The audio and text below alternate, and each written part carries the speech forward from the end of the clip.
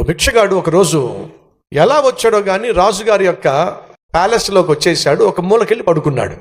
అలా పడుకునేసరికి వెంటనే అది గమనించిన సైనికులు లేకపోతే ఉన్నటువంటి కాపలాదారులు 2 రెక్కలు పట్టుకుని వాడిని లేపారు. రే, నీకు ఎంత ధైర్యం రా, నువ్వు రాజుగారి భవనంలోకి వచ్చి నువ్వు ఇక్కడ పడుకుంటావేంట్రా అని చెప్పేసి వాడిని 2 రెక్కలు పట్టుకుని వాడు రెక్కలు ఇడిచే ప్రయత్నం చేశారు. ఈ లోపల రాజుగారికి ఆ విషయం తెలిసి వాడిని పిలిపించారు. రైట్, రారా అని పిలిపించారు. వచ్చాడు. రాజుగారు ఆ భిక్షగాడిని చూసి ఓ ప్రశ్న వేశారు. ఏరా, ఇది రాజుగారి భవనం రా, రాజు నివసించే ప్యాలెస్ రా, సత్రం అనుకున్నారా నువ్వు? సత్రం అనుకుని వచ్చి పడుకున్నావురా నువ్వు? ఇది రాజుగారి యొక్క ప్యాలెస్ అని తెలీదా నీకు అని చెప్పి గట్టి గట్టిగా అరుస్తున్నాడు. అరుస్తూ సత్రం అనుకున్నావురా, సత్రం అనుకున్నావురా అని అంటే ఆ భిక్షగాడు ఒక మాట అన్నాడు. అయ్యా, సత్రము అని చెప్పి అంటున్నారు కదా, అసలు సత్రం అంటే ఏమిటి అని అడిగాడు. సత్రము అని అంటే కొంతకాలం ఉండిపోయే స్థలాన్ని సత్రము అంటారా? అవునా రాజా? అవునరా రాజా, ఈ మహా గొప్ప ప్యాలెస్లో 100 సంవత్సరాల క్రితం ఎవరున్నారు అని అడిగాడు. మా తాతయ్య ఉండేవాడు రా. మరి ఇప్పుడు ఉన్నాడు ఆయన? లేడురా, కొంతకాలం ఉండిపోయాడు.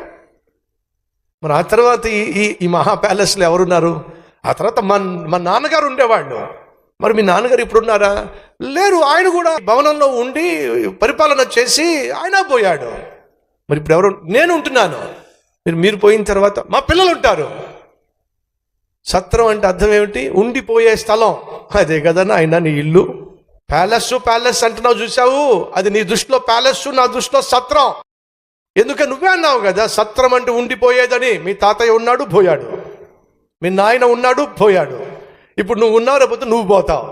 ఆ తర్వాత మీ పిల్లలు వస్తారు, వాళ్ళు కొంతకాలం ఉంటారు, పోతారు. నువ్వు దానికి భవనం అని పేరు పెట్టు, ప్యాలెస్ అని పేరు పెట్టు, చెప్పండి, భూలోకము అనే పేరు పెట్టు.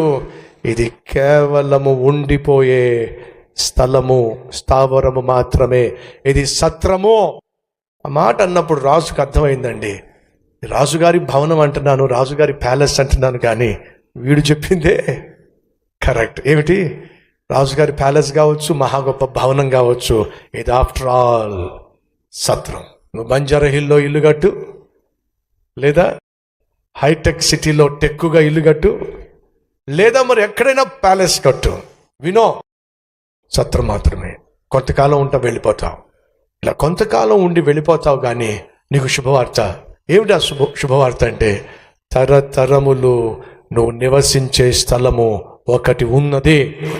ఏమిటి ఆ స్థలము అని అంటే, మోషే అంటున్నాడు, యెహోవా నీవు నివసించే స్థలమే మేము తరతరములు నివసించే నివాసము.